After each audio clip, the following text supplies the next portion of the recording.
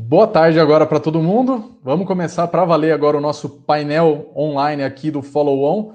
Primeiramente, agradecer a participação de todo mundo que já está plugado aqui na nossa live. Tivemos aí mais de 800 inscritos, já 300 pessoas acompanhando. Para todo mundo que quiser também, depois isso vai estar disponível no nosso canal no YouTube e você vai poder acompanhar não só esse conteúdo, como todos os outros que a gente foi produzindo ao longo do projeto todo do Follow On. Eu sou o Guilherme Massa, sou um dos cofundadores da Liga Ventures, vou fazer a moderação aqui do nosso dia. Fique à vontade de mandar os comentários de vocês e o nosso time vai ajudando a separar algumas perguntas para a gente dividir aqui com os nossos painelistas. Também muito obrigado aqui para todos os nossos painelistas, já vou apresentar eles logo mais, mas sejam super bem-vindos. Obrigado da disponibilidade de vocês e também de trazer, compartilhar a experiência de vocês aqui conosco hoje. Deixa eu compartilhar com vocês uma breve apresentação para a nossa introdução aqui. Então, no dia de hoje, a gente já está completando uma série de eventos aqui do nosso Follow On, e hoje a gente separou um momento muito especial para discutir inovação com CEOs de grandes empresas aqui no Brasil. A gente fez, há 2 semanas atrás, um painel também com CIOs, para olhar questões mais técnicas, né, de como encarar esse momento aqui da pandemia e também a retomada depois, e como que as grandes empresas estão se preparando, e agora a gente está assumindo um nível ali na hierarquia das corporações para falar agora de como que os CEOs estão levando esse momento. Dentro do Follow On, a gente, na verdade, concebeu esse projeto do Follow On como, usando esse termo que vem lá emprestado do mundo do investimento, né, de Venture Capital, que é muito pensado em como que eu dou continuidade num investimento que eu já tinha apostado antes. E essa foi a crença que a Liga teve quando teve todo esse movimento de isolamento social por conta da pandemia, como que a gente ajuda o mercado a manter a convicção na inovação e manter a posição que eles têm, que as empresas estão tendo em apostar em novas fontes de receita, em novos modelos de negócio, novos produtos. A gente criou esse movimento do Follow On justamente para conectar empresas, outras organizações, entidades de apoio, governos. Então, foi uma grande rede que a gente construiu para, acima de tudo, criar uma pauta positiva que a gente precisa trazer para a nossa sociedade, pensando tanto nesse momento do isolamento, quanto depois, no momento mais de retomada, como navegar nessa incerteza e, obviamente, trazendo tecnologia, trazendo inovação para nos permitir passar por esse momento desafiador.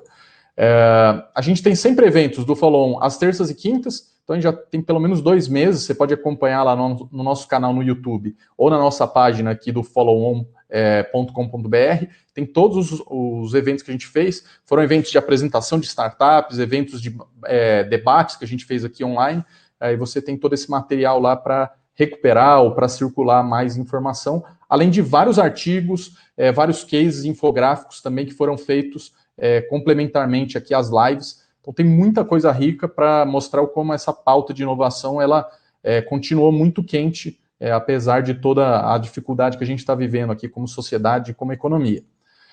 A gente já tem mais de 100 parceiros apoiando a iniciativa do Follow On. Então, são empresas, são grupos de apoio, são empreendedores, são corporações.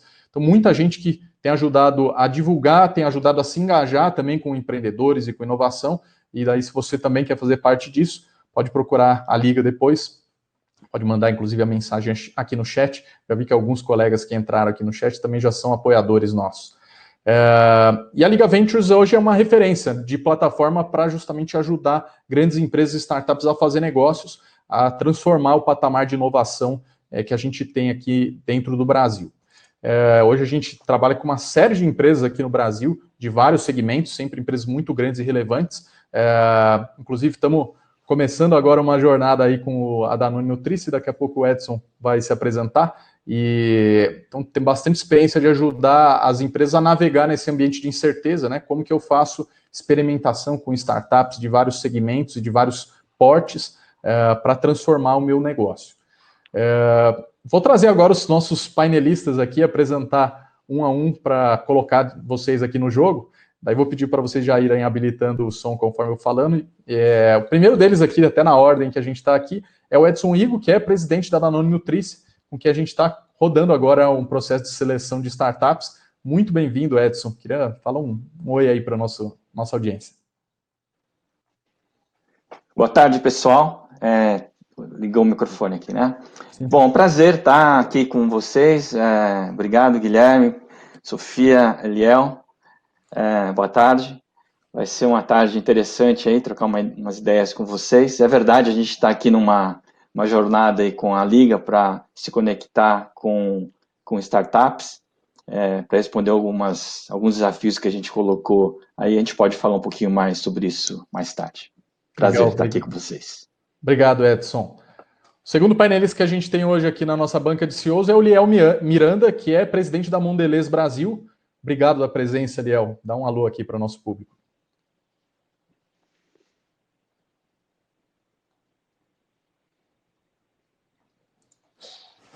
Tá ouvindo a gente aqui, Liel? Já trago o Liel aqui para o nosso jogo.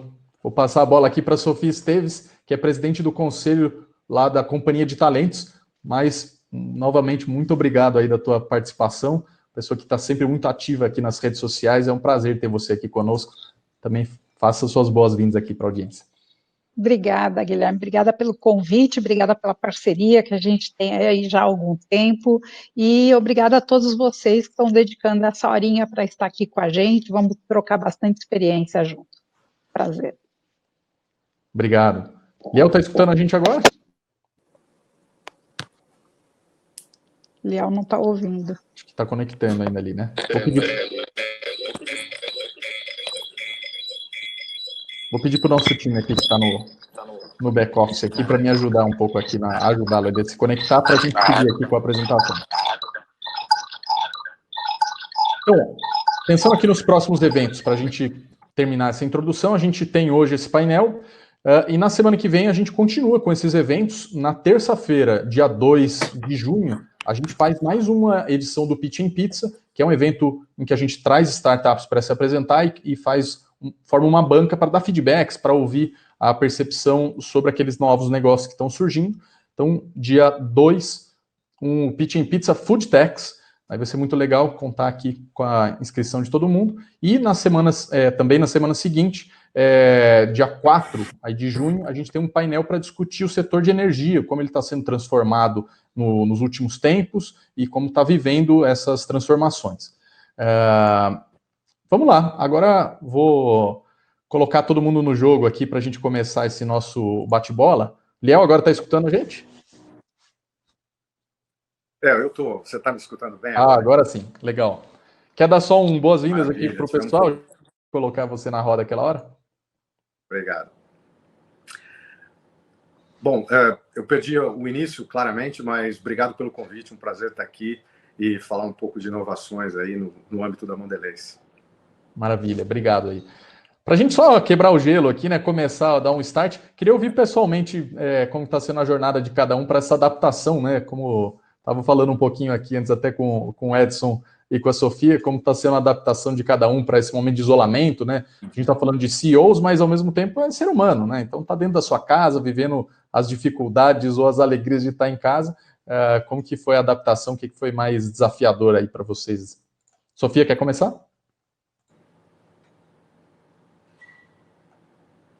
A gente tem que habilitar o som, Sofia. Desculpa, sempre esqueço. Para mim, Guilherme, o mais desafiador está sendo gerenciar meu pai e minha mãe, que tem 90 anos de idade e simplesmente eles não param em casa.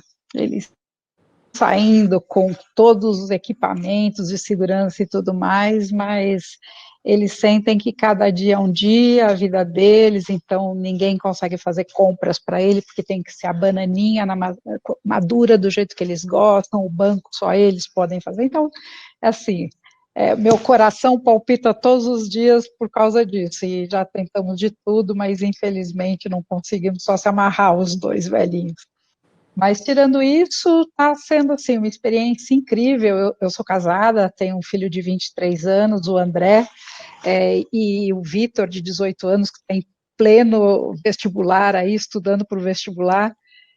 Todos nós estamos juntos, a gente fugiu para a nossa casa de campo aqui no interior, em Bragança Paulista, porque pelo menos, né, eu digo que graças a Deus ter a oportunidade de ter um gramado, alguma coisa para você sentir um pouco a natureza, eu acho que com certeza ajuda muito a diminuir o estresse.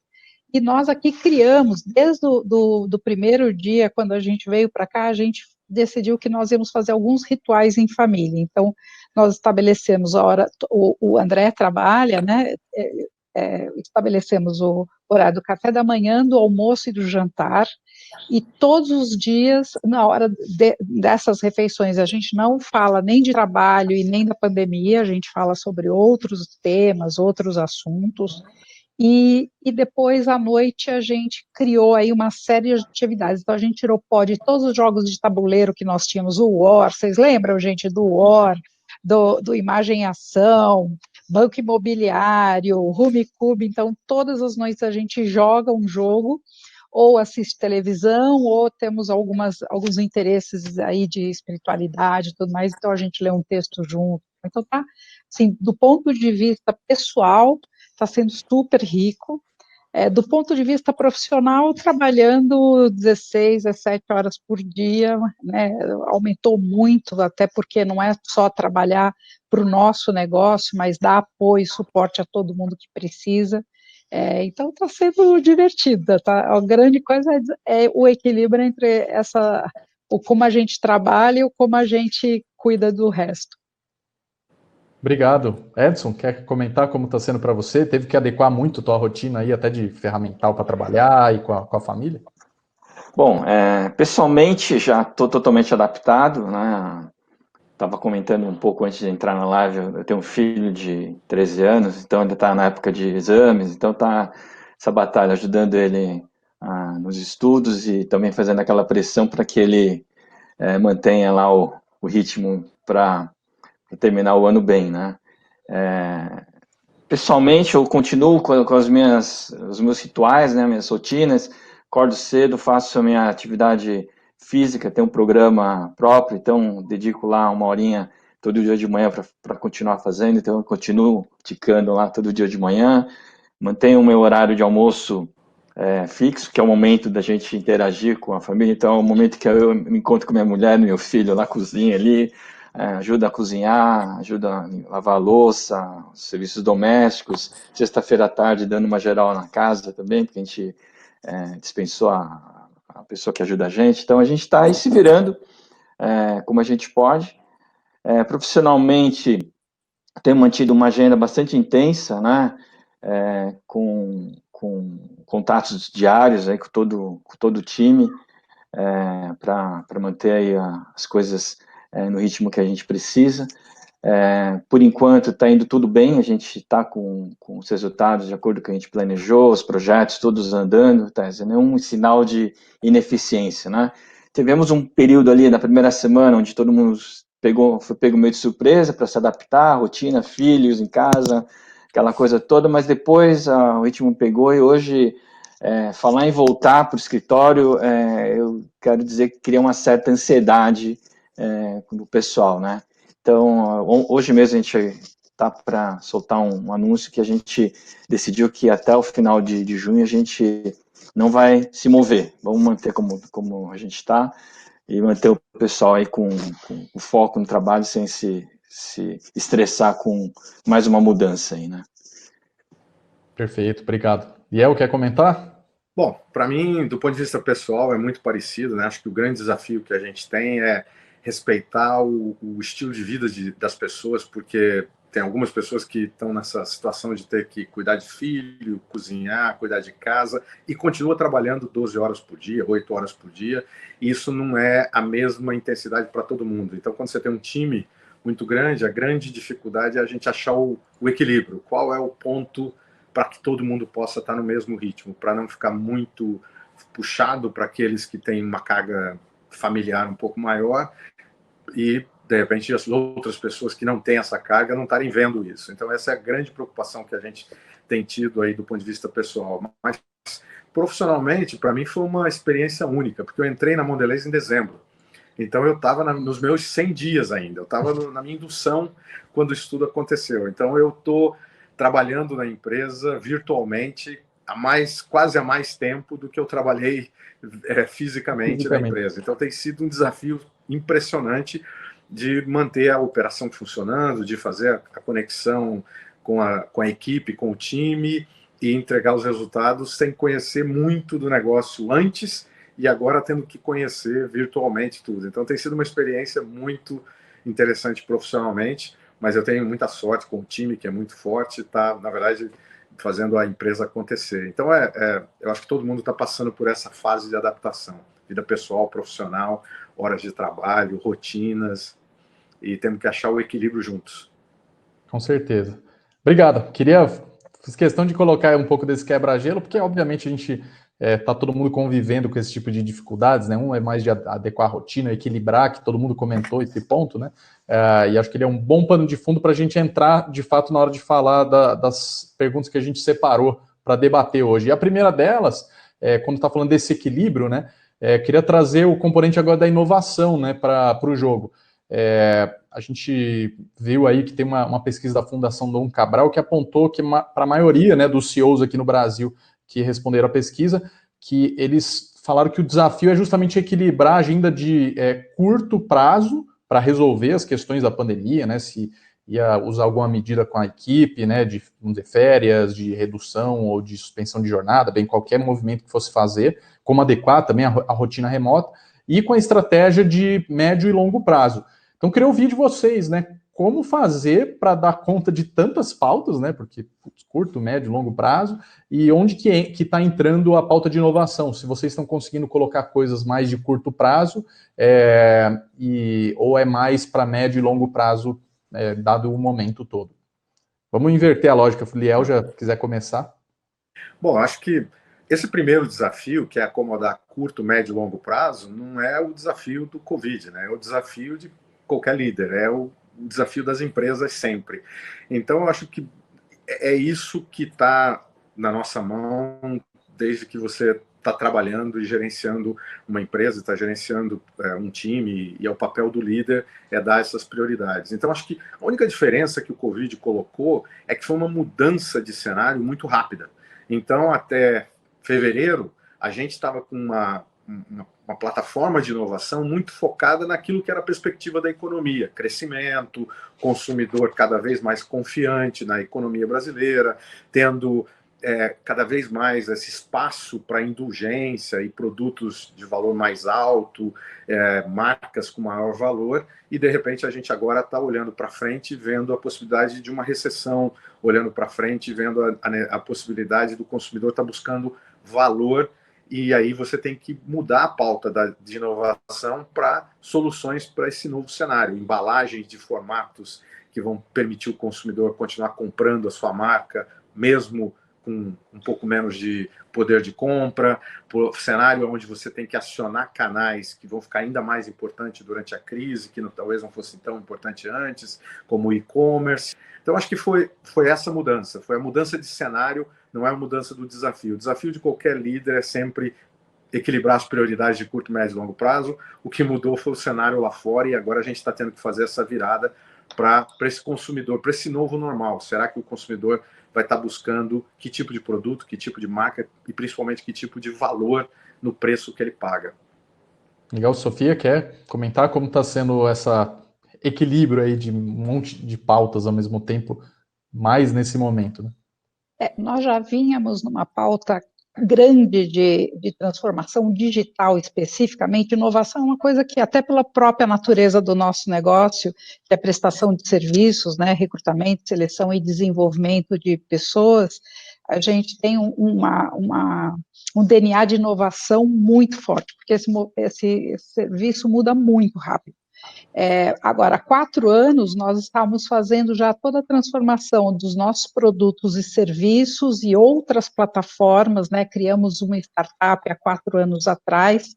Então, essa agenda, ela continua como prioridade, né? Nós demos uma parada em ações que eram realmente para longo prazo, para a gente focar agora nas questões de continuar, né, dando toda a energia, até colocando mais investimento, colocando mais agilidade nos a transformação digital e cuidando das pessoas, né? Nós temos operação em toda a América Latina, cuidando muito de perto de todo o time, trabalhando desde a parte emocional, as questões todas até de ferramentas, né, para esse momento de Covid. Eu acho que nós tivemos uma grande sorte, porque nós sempre praticamos home office, sempre. E todo mundo, do jovem aprendiz à Sofia, todos nós já tínhamos laptop, celular corporativo, nós não temos, inclusive no escritório, nós não temos locker, nós temos um mochileiro que as pessoas têm a sua mochila com o seu computador, ela decide se quer deixar no escritório ou quer levar para sua casa. Então, toda a tecnologia para aportar isso, nós já tínhamos, então nos ajudou enormemente a ganhar muita velocidade para poder dar suporte para os nossos clientes e aí para todo mundo que precisava. Então, a gente realmente continua, e o que nós fizemos, sim, nós somos alguns sócios e nós dividimos as frentes mais claramente, quem cuidava da porta para dentro, quem cuida da porta para fora do hoje, e quem acelera com as questões de inovação e transformação digital que nós estamos fazendo. Legal. Liel comentou um pouco até de formatos de canais, ou vamos dizer, embalagens, a Sofia falou um pouco de gestão, e para você, Edson, está um pouco mais mexer no produto, está mais em gerir time? Então, esse contexto ele é super diferente, porque é uma crise que fez com que mudasse também a forma como a gente trabalha, né? Então, além do desafio aí que o Léo colocou, a gente também tem outro desafio de fazer a empresa mover de uma forma coordenada, trabalhando de uma forma remota. A gente já tinha um sistema de working from home, né, adotado na empresa, era uma vez por semana, mas a vida continuava no escritório. De uma hora para outra a gente se mobilizou e todo mundo começou a trabalhar remotamente. Então a gente adotou assim uma governança desde o princípio da crise, né? A gente já vinha recebendo sinais lá no começo do ano na Ásia do que estava por vir, e a gente já estava se preparando, e de repente em março a gente já se mobilizou. Então a gente adotou um sistema de gestão de crise, né? Então, temos um grupo que se conversa, né, agora se conecta 3 vezes por semana para falar sobre a gestão da crise, do momento. Então, são as decisões que a gente tem que tomar ali. Aconteceu, o governador mudou o sistema, então o que a gente vai ter que fazer? Tem que comunicar, então a gente tem que responder muito rápido, né? Então, parece um feriado, né, no meio da semana, né? Não tem fim de semana, não tem horário. A gente se reunia todos os dias, né, no começo, no primeiros 40 dias, depois a gente passou a se reunir 3 vezes por semana. Hoje são 2, segunda e sexta, e a quarta-feira fica meio para alguma emergência. Então a gente tem esse comitê de gestão de crise, que é o momento, é o que saiu agora, uma portaria, então a gente tem lá um grupo de WhatsApp, a gente decide as coisas rapidamente. Então, além disso, a gente tem uma governança com 6 frentes de trabalho, vamos dizer assim, né? Uma frente tem a ver com a comunicação direta ao consumidor, então um grupo focado em como a gente leva a comunicação para o consumidor. A gente tem um sistema meio híbrido, né, de comunicação ao consumidor, mas também um sistema de geração de demanda por visita a um profissional de saúde, ao médico, ao nutricionista. A gente tem quase 300 representantes que visitam esses médicos, né? E em março a gente suspendeu as visitas presenciais para proteger o time, proteger os médicos e os pacientes, né? Não ser um agente disseminador do coronavírus. Então a gente tirou o time de campo, literalmente, colocou eles para treinar, para melhorar a capacitação, e agora a gente está retomando. Então esse grupo, o segundo grupo, tem a ver com a comunicação aos médicos, aos profissionais de saúde. Então eles estavam planejando toda essa retomada, como isso ia acontecer, que tipo de comunicação que a gente ia fazer. Não adianta ter que respeitar o momento deles, né? Também são seres humanos, também que têm família, são profissionais de saúde que às vezes está trabalhando no hospital. A gente também tinha que evitar ser invasivo nesse aspecto. Então esse grupo se preocupou muito com isso. O terceiro era de pessoas, né? Então, como a gente ia lidar, né? A fábrica continuou trabalhando, a gente não suspendeu as atividades da produção, tinha uma equipe de repositores que também não parou de trabalhar, porque somos uma empresa que tem produtos essenciais, então eles mantiveram o abastecimento, que era uma das nossas prioridades, né? Não ter ruptura de abastecimento.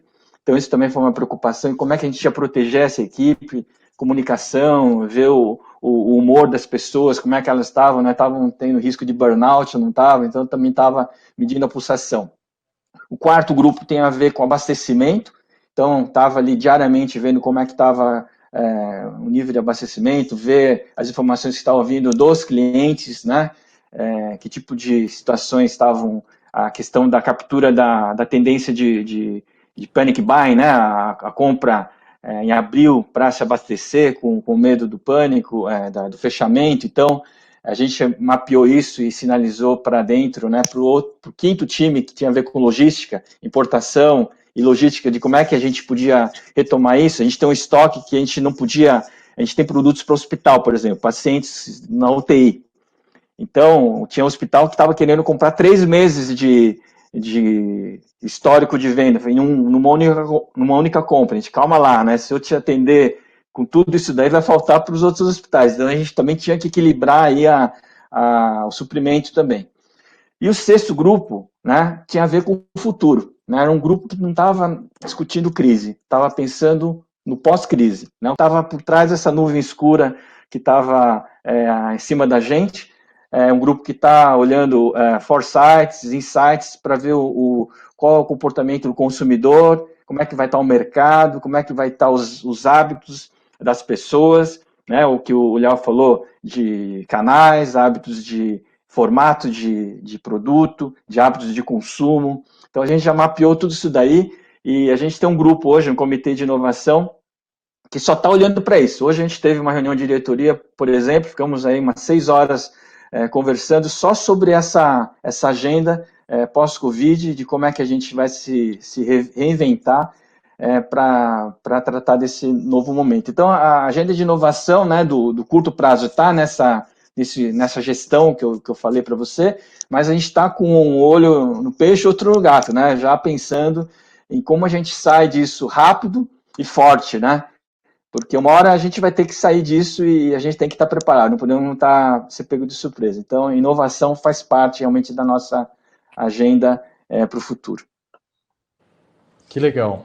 Acho que deu para ter uma visão bem complementar aqui dos três, né? Olhando coisas que estão mais no dia a dia da rotina da empresa, coisas que estão mais no contato com os canais, né? Com os parceiros que ajudam a distribuir o produto, a entregar a solução para o mercado e também na própria solução em si, né? E daí queria fazer o gancho para mais uma pergunta que tem um pouco mais a ver com a digitalização em si dos negócios, né? Acho que naturalmente tem um momento agora que a gente está falando de o mercado consumia mais coisas em canais ou em meios digitais e também privilegiar esses canais e as empresas também terem que adequar a sua operação. Todos vocês foram até unânimes em falar que a empresa já estava mais ou menos estruturada para conduzir. Mas queria que vocês comentassem isso, como que foi a mudança e o que vocês viram de mais impactante, assim, putz, isso aqui pesou mais, do ponto de vista de operação e também do ponto de vista de entrega de valor. E daí o que seria o próximo passo, né? Já chegamos nesse estágio, né? Até comentaram, acho que foi o Igor comentou, não queremos agora pensar já na volta para o escritório, porque é mudança demais, né? Então, qual que é o próximo desafio, pensando em digitalização do negócio de vocês? Quer começar agora, Igor? Pronto. Então, o processo de digitalização, né, da transformação digital já estava na nossa agenda de inovação. No ano passado, a gente rodou um desafio, né, a gente chamou de Open Innovation. A gente conectou aí quase 90 startups inscritas, selecionamos 18 para um pitch e 6 projetos foram selecionados para fazer prova de conceito e 4 vão ser implementados agora, já estão sendo implementados nesse primeiro semestre. No ano passado, a gente deu uma acelerada no e-commerce.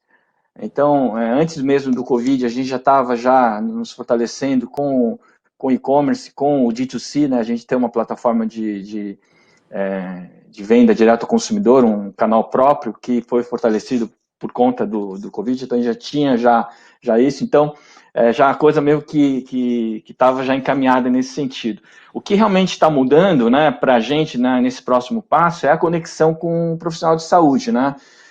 como eu te falei, a gente tinha 300 representantes que visitavam diariamente médicos nos consultórios, nos hospitais. De uma hora para outra a gente saiu de cena, respeitamos o momento deles, agora a gente está retomando. Então a gente está aí com uma retomada via canais que o próprio profissional escolhe, né? Se ele quer por e-mail, se quer por telefone, por vídeo, a gente também está respeitando a forma como ele quer ser contactado, se ele quer ser contactado. E a gente já tem também uma plataforma de contato com eles via video stream para fazer essa conexão, essa divulgação e ajuda também, né? Do ponto de vista de como o profissional de saúde vai tratar um paciente que curou do Covid, por exemplo, né? Então a gente tem toda aí uma abordagem nutricional que a gente pode também ajudar ajudar esses médicos, as mães que têm crianças que estão se alimentando de forma diferenciada, como é que a gente também pode apoiar com nutrição. Então a gente é uma empresa de nutrição e tudo que a gente pode oferecer e deve oferecer é apoio e conhecimento para os profissionais de saúde para isso. Então, essas ferramentas digitais, elas sem dúvida alguma vão ser muito importantes para essa volta, vamos dizer assim, ou uma retomada de um outro jeito, né? Porque eu não vejo que a gente vai retomar esse contato presencial no curto prazo. A gente vai ter aí um período de contato remoto com esses profissionais. Então, no curto prazo, é o grande desafio que eu vejo aí para a gente. Jogando a bola aqui para o Liel, né? Ele até comentou de mudança de canal, né, de venda, que foi o gancho que você puxou. Quer comentar um pouco da digitalização, onde que está impactando mais e o que você está vendo como próximo passo nisso? Eu acho que foi um grande acelerador de qualquer coisa que a gente pudesse estar pensando antes, né? O nosso melhor exemplo foi durante a Páscoa. A Páscoa é um evento gigante que acontece normalmente nos supermercados, nos shopping centers, nos varejos, e a Páscoa caiu no meio da quarentena. A quarentena começou, o distanciamento social começou no meio de março e a Páscoa era no meio de abril. Então, quando isso aconteceu, a gente olhou o que aconteceu na China, por exemplo, que o Ano Novo Chinês, que é um evento que as pessoas compram itens para dar de presente, aconteceu também durante o distanciamento social lá, e a nossa empresa na China vendeu 30% menos do que o plano. Então esse foi o tamanho do problema que a gente podia enfrentar aqui. A gente está falando de 10 milhões de ovos de Páscoa espalhados pelo Brasil em supermercados. E a solução foi exatamente a solução digital. A gente imediatamente montou uma loja digital que a gente agregou mais de 300 varejistas que estavam com os nossos ovos instalados e para venda, e vendemos através do e-commerce com a compra diretamente do varejista. A gente foi numa mídia digital muito forte para acionar o consumidor que estava em casa, para lembrar que a Páscoa estava vindo e comprar pela internet. E uma outra coisa que a gente fez muito forte foi parceria. Então, a gente fez a parceria com os varejistas que estavam com as lojas fechadas e com as plataformas de delivery, por exemplo. Então, o consumidor entrava, fazia o pedido e o produto saía do shopping center que está no bairro dele. A gente coordenava isso tudo através do e-commerce. Então, foi um grande aprendizado. Para você ter uma ideia, a gente vendeu 8 vezes mais nessa Páscoa por e-commerce do que a gente vendeu no ano passado. Desde o começo da pandemia, o nosso e-commerce cresceu 5 vezes versus o ano passado. Então foi um grande aprendizado. E-commerce não é mais aquela ferramenta de comunicação de marca, é uma ferramenta de distribuição comercial, de venda, e o consumidor, depois que ele tem uma experiência bem sucedida, ele se acostuma com isso e é esse o serviço que ele espera. Então, e-commerce 7, 8 vezes maior, e a gente agora vai colocar muito mais foco no e-commerce, não mais como aquela ferramenta de relacionamento com o consumidor, mas de fato de venda e distribuição. E a outra, um pouco parecido com o exemplo da relação B2B, a gente vende para os varejistas, e muito dessa venda é feita face-to-face, com o vendedor visitando, tirando pedido para entregar. Durante esse período, a gente simplesmente não está fazendo isso. Então, virou digital por necessidade. E a gente descobriu que funciona, e a gente descobriu que tem, inclusive, varejista que prefere, porque antes ele tinha que estar lá disponível para falar com o vendedor às 9 da manhã. Agora, 9 da manhã pode não ser o horário mais conveniente para ele. Ele pode fazer o pedido dele às 9 da noite, que talvez seja o horário mais conveniente. Então, foi um grande aprendizado para a gente que no B2C e no B2B, o digital traz a conveniência, traz o serviço que as pessoas esperam e não tiram a efetividade, pelo contrário, abrem mais oportunidades. Então, acho que essa é a grande transformação digital que a gente fez, meio da necessidade, na crise, mas que agora vai virar parte da estratégia. Interessante que vocês dois, obviamente, né, estão à frente de empresas que são de produto, né, que estão distribuindo nas gôndolas, mas vocês comentaram desse papel muito fundamental do representante de vendas, que é uma pessoa mesmo, que vai lá, né, no corpo a corpo. E que, nesse sentido, se parece um pouco com o mercado da Sofia, né, Sofia, que você acaba tendo esse contato com a pessoa da RH, vai fazer as dinâmicas na empresa, para o processo seletivo. E para vocês, como que tem sido já essa transição para o digital? O que mudou agora nesse período e o que você imagina que é o próximo passo? Só habilita o som. Eu sempre vou esquecer dele, já, desculpa. Se quiser deixar habilitado, sem problema.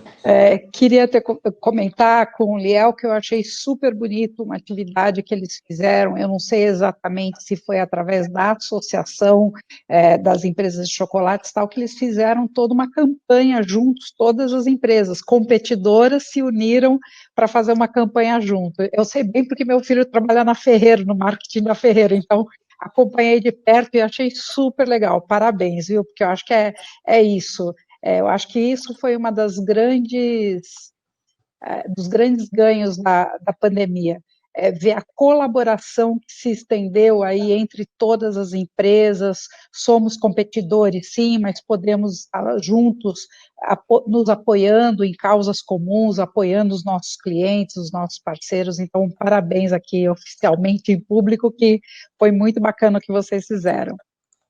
Obrigado. Pode falar. Desculpa, Sofia. Não, fala.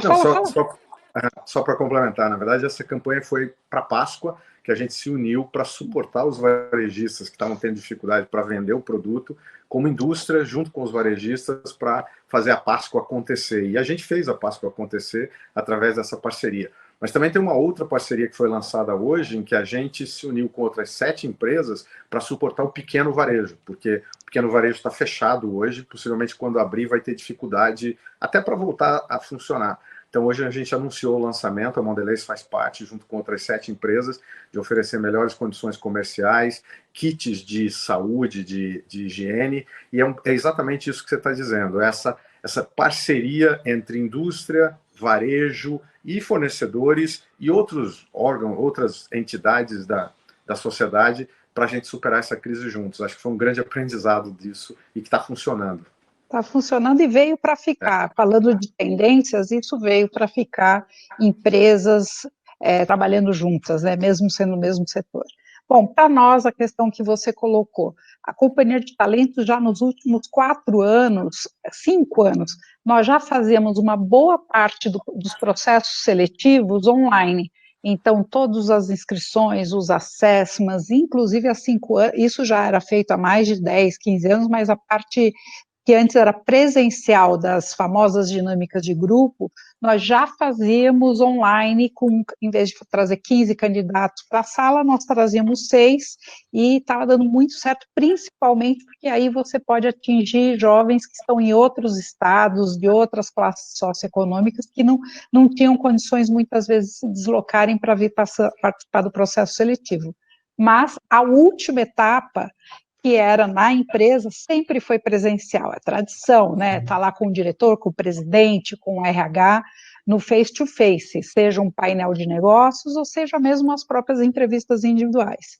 E isso era a última barreira que nós ainda não tínhamos conseguido com as empresas romper, e se rompeu agora totalmente. Então, parecia quase um paradigma, né? Como que eu vou selecionar alguém sem apertar a mão? Sem ver, sem olhar todo, tal. E assim, hoje as empresas que nesses 2 meses e pouco, quase 3 meses já usaram todo o processo de ponta a ponta, diz, puxa, não perdeu nada, pelo contrário, né, o jovem ou até o executivo está um pouco mais calmo, ele está num lugar seguro para ele e tal, e tem dado, então, muito certo. Onde a gente tem, sim, ajudado muito, e foi aí um trabalho rápido que nós tivemos que fazer, foi em ajudar as empresas a fazerem a sua integração, o onboarding dos novos profissionais, né? Então, você não adianta selecionar e depois como é que você vai fazer o onboarding à distância, a integração. Então, a gente rapidamente criou aí tecnologia e toda a parte que nós fazemos do onboard presencial, fazer isso online, que isso, até então, pelo que eu saiba, ninguém fazia, né? Não aqui no Brasil. E os próprios treinamentos, né, as capacitações que se tinha os famosos e-learnings, mas fora do e-learning eram treinamentos presenciais, em sala de aula, com um grupo sempre marcado, e agora não, agora ele está sendo entregue, como o próprio Igor falou com o pessoal dele de campo, que ele colocou todo mundo para se capacitar, e eu tenho certeza que foi toda uma capacitação online. Então, isso também eu acho que não só para o mercado de treinamento executivo, para o mercado de desenvolvimento organizacional, mas para as próprias escolas. Harvard, Stanford e todas as grandes escolas de negócio já lançaram que todos os cursos deles não serão mais 100% presenciais e vão ter uma grande carga com videoaulas, aulas à distância, que todo mundo teve que aprender a fazer na raça, né? Então, esses foram os pontos que nós tivemos mais que correr para incluir tecnologia e poder quebrar os paradigmas, ajudar os clientes a quebrar os paradigmas e a poder experimentar e ver que dá certo, foi super bom para o mercado. Eu acho que a gente vai hoje para uma nova etapa aí de tudo que se diz de desenvolvimento de pessoas, atração e desenvolvimento de pessoas, a gente não vai voltar atrás, não vai voltar a ser como era antes. Para os funcionários, imagino que seja uma experiência muito diferente, né? Comecei num emprego novo e numa empresa que eu não consigo ter o contato físico, né? Não sei se você, o Liel e o Igor tiveram contato com algum dessas pessoas. Nós já contratamos e já as pessoas iniciaram pós-pandemia, onde todo mundo já estava. O que a gente fez foi, nós, por sorte, tínhamos vários vídeos mostrando muito o escritório, as áreas, como é que as áreas trabalhavam juntos, que a gente usava na nossa intranet, principalmente para todo mundo conhecer todo mundo entre áreas e tal. Então, isso passou a ser disponibilizado para que a pessoa fosse quase um tour virtual dentro do escritório e pelas áreas e tal.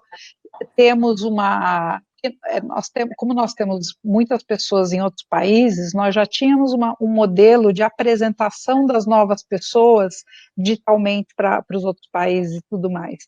O que a gente fez, então, o RH desenvolveu mais ferramentas para essa integração e agora fazendo inclusive em grupo, todo mundo junto, as pessoas entre as unidades de negócios, entre os países, fazendo as integrações juntos, está sendo bem rico.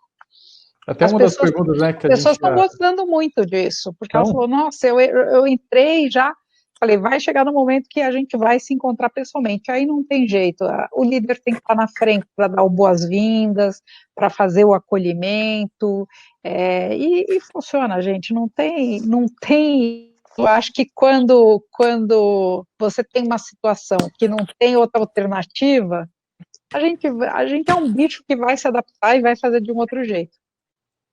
Eu até tinha discutido com vocês para fazer essa pergunta também, né? O Zuckerberg tinha colocado esse ponto de, lá na frente, o Facebook ser totalmente remoto, e como que vocês estão vendo isso? Você até comentou, tem pessoas que, obviamente, estão num contexto que agora não tem como ter o contato físico, mas parece que meio que já caiu um pouco desse pudor, né?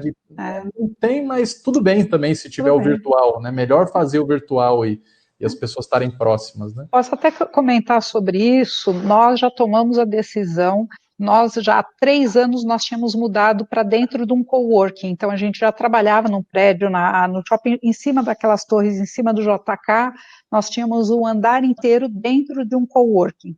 Então, ninguém tinha mesa fixa, nós já não tínhamos mais nem desktop, nem telefonia fixa, tal, então todo mundo sentava onde quisesse, e a gente, inclusive, tinha muito menos postos de trabalho do que número de pessoas, porque eu já comentei que a gente tinha o home office um pouco diferente, que não era com dia e hora marcada, aí eu faço segunda e terça, você faz de quarta e sexta, não, cada um fazia isso de acordo com a sua agenda de necessidade, com o cliente, com o projeto que você estava envolvido. E a gente já tomou agora a decisão que nós vamos ficar para sempre home office, nós vamos ter sim, esse escritório que nós temos, nós vamos manter as salas de reuniões e salas que a gente está chamando de pontos de encontro e centros de convivência, onde eu preciso discutir um projeto, vai ter lá, eu estou com vontade de encontrar a turma, ir almoçar junto, ou fazer lá um trabalho tete a tete, vai poder fazer. Mas 100% das pessoas vão ter toda a infraestrutura na sua casa para poder continuar da sua casa, que no nosso caso já funcionava bem antes.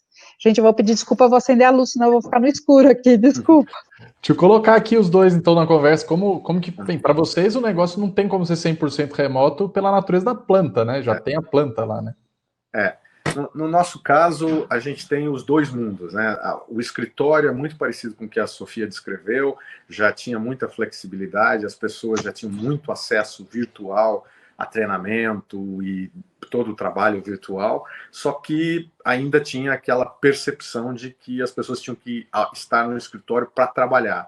Eu acho que o que a mudança foi exatamente o que a Sofia descreveu. Agora a percepção é: para que tem que estar no escritório? Não é para trabalhar. Talvez para trabalhar você pode fazer de casa. É para interagir, é para dividir, é para desenvolver atividades que você fará de uma forma mais efetiva se você estiver presencialmente com os colegas. Então a gente tem os nossos escritórios, já era com um número menor de posições do que o número de funcionários, já não tinha mesa fixa e tudo mais, mas agora, além disso, a gente imagina que eles vão ficar ainda mais interativos, para que as pessoas não estejam assentadas trabalhando só, mas principalmente quando elas tiverem que fazer interação.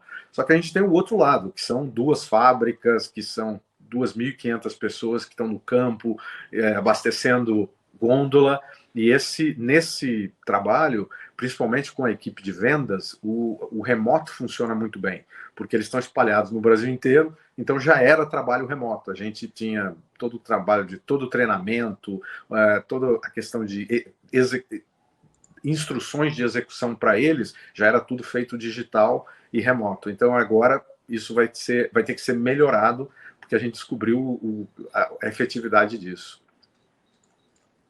Igor, quer comentar esse ponto? Você já Sim, eu acho que realmente vai ser diferente, né? A gente não sabe ainda como, mas vai ser.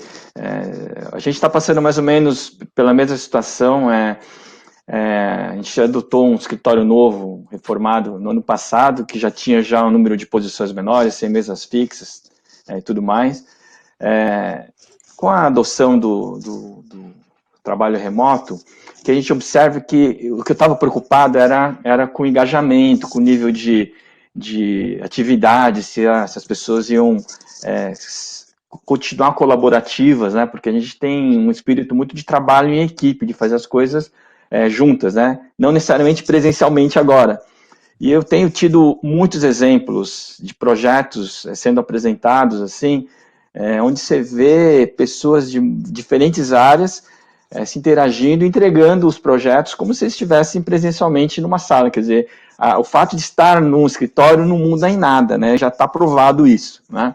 Então, eu adiantei um pouco, né, que há uma certa ansiedade, né, das pessoas quando eu faço essas conexões com elas. Poxa, quando é que a gente vai voltar para o escritório e tal? Porque elas estão preocupadas, né, com a segurança delas, com as crianças que estão não estão indo para a escola, quer dizer, como é que vai ser essa volta? Então, acho que a volta vai ser mais complexa do que a saída, né? Então, a gente tem que planejar bem, e as pessoas me perguntam quando e como vai ser, né? Eu volto e falo assim, eu acho que a pergunta é errada, é o porquê que a gente vai voltar agora, né? Não tem pressa, né? Está funcionando, a gente não tem ineficiência, as pessoas que têm que estar, não um trabalho remoto em casa, é o time de execução que está fazendo um brilhante trabalho de abastecimento, é a fábrica que está com um alto grau de presença, quer dizer, não temos nenhum problema de absenteísmo, né? A nossa fábrica fica no interior de Minas Gerais, então também está bem protegido lá de qualquer tipo de epidemia. Então, estamos seguindo bem. Então, a pergunta é, por que voltar agora? Por que criar toda essa questão? Agora, as perguntas que vêm, vocês também vão adotar a mesma coisa que o Facebook, que o Twitter? Também eu não sei.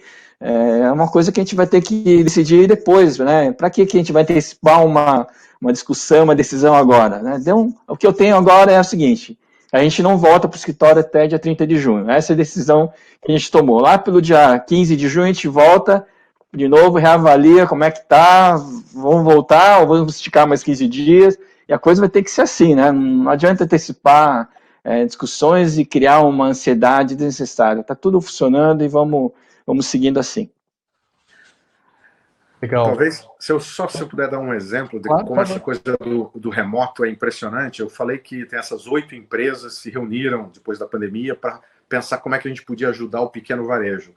A gente nunca se encontrou, são 8 CEOs com 8 grupos de trabalho, o pessoal que está cuidando da área comercial, o pessoal que está cuidando dessa coisa do kit de proteção. Essas pessoas nunca se encontraram, são empresas que estão ao redor do Brasil. A gente se conectou virtualmente, fazem um mês e meio, e hoje a gente lançou esse movimento que um impacto de aproximadamente 350 milhões de reais de benefícios para o pequeno varejo, com 300 mil varejos sendo beneficiados com esses kits, totalmente virtual, entre pessoas que não se conheciam e que nunca se encontraram. Acho que isso mostra o poder desse trabalho remoto e virtual para qualquer coisa que a gente possa querer fazer. Você juntar 8 CEOs de empresa grande já teria um protocolo, né? Já tinha que arrumar onde que é o lugar e tal. Né? Então, talvez presencialmente nunca teria acontecido, né? Porque teria viagens, reuniões e tal.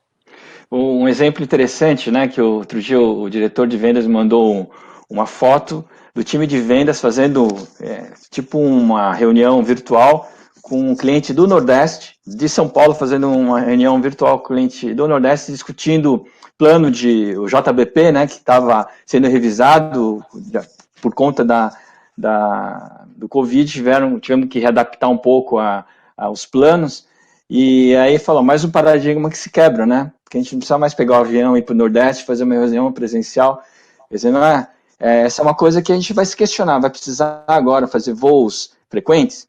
A minha única questão, né, e aí essa é a parte que me toca pessoalmente, embora a gente tivesse o sistema de trabalho remoto, né, lá no escritório, oficializado, eu não fazia, porque o meu trabalho é estar no escritório, estar ali com as pessoas, né, eu gosto de socializar, eu gosto de conversar com as pessoas, então essa é o único ponto que para mim eu sinto, né, se um dia tomarmos uma decisão assim, de todo mundo agora vai ser remoto, eu vou sentir falta da socialização, isso eu não tenho como negar.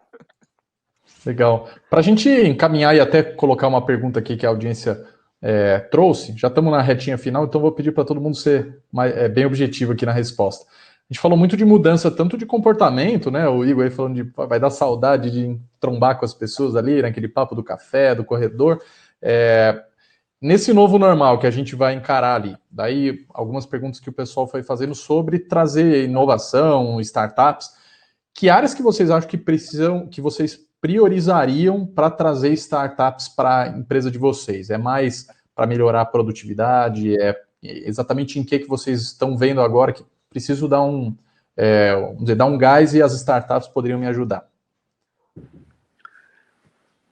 Bom, se eu puder começar, eu acho que ficou muito claro que informação e conexão é fundamental, né? Então, se tem uma área que a gente sempre falou, analytics e informação, big data, agora ficou claro o quanto que isso é necessário. Para fazer a Páscoa, por exemplo, a gente fez, mas foi sangue, suor e lágrimas, foi no braço mesmo, porque os sistemas não se falavam, as informações não estavam disponíveis, então eu acho que ficou claro que se eu tiver que priorizar alguma coisa é nessa área de analytics, big data e informação, para a gente poder gerir o negócio virtualmente, se for o caso. Tem que ter muita informação. E aí, Igor, quer comentar sobre isso? Sim, claro. A gente lançou agora, né, em julho, um programa aí junto com a Liga, que a gente chama de Nutrícia Transform Lab. A ideia é conectar, é uma segunda vez que a gente começou no ano passado, essa segunda. Quantos já tem, Guilherme? Acho que tem mais de 180, né? Passamos de 180 inscritos. 180 inscritos. A ideia aqui, a gente abriu cinco áreas, né? A primeira é inteligência e supply. Acho que a gente tem muito ainda que melhorar a questão de logística, né? tanto de ida quanto a reverso. Então aí a gente tem uma área importante, a gente está se conectando com o mundo externo para a gente buscar soluções, produtos novos, serviços. Essa parte de relacionamento com os profissionais de saúde, a gente já tem essa plataforma, mas será que tem alguma startup aí que tem alguma coisa que a gente pode usar para fazer e melhorar essa relação com os profissionais de saúde? Serviços relacionados ao nosso canal de direto consumidor, né, nosso e-commerce, e indústria 4.0 relacionado de como a gente pode melhorar a eficiência nas plantas, né? Além disso, a gente tem se conectado com as universidades, a gente tem uma parceria com a Unicamp, onde a gente trabalha com os alunos da graduação para trazer soluções para dores aí que a gente coloca, né, para eles, e eles estão lá na engenharia de alimentos buscando soluções para atender essas demandas que a gente colocou aqui para eles. Então, a gente, de uma forma bem objetiva e processual, né, estamos aí com esse programa, com a Liga, conectando com as startups e também com o mundo acadêmico, né, ajudando também, fomentando aí os alunos na graduação e também, se sair alguma coisa dali, é ótimo, né, mas de uma forma ou de outra a gente está também ajudando o ecossistema no sentido de trazer coisas novas aí para a indústria. Bom, para nós já tínhamos, né, contratado vocês, já tínhamos fechado uma parceria que vamos retomar em breve para trazer startups para produtos, né, para principalmente a área de desenvolvimento de novos produtos, desenvolvimento de produtos que conectem aí globalmente, conseguindo atender os nossos clientes de uma maneira remota globalmente. Então, esse projeto é o próximo aí da fila. Legal. A gente está na reta já, pulando aqui o tempo já. Queria a última palavra de vocês, até para que vocês só sintetizassem o que vocês gostariam que tivesse nesse novo normal de que a gente tem falado aí, né? Pode ser ligado ao trabalho, à tecnologia, pode ser ao dia a dia de vocês. O que está ali que vocês... Tomara que no novo normal tenha isso. E daí já cada um agradecendo aqui a audiência. Sofia, quer começar?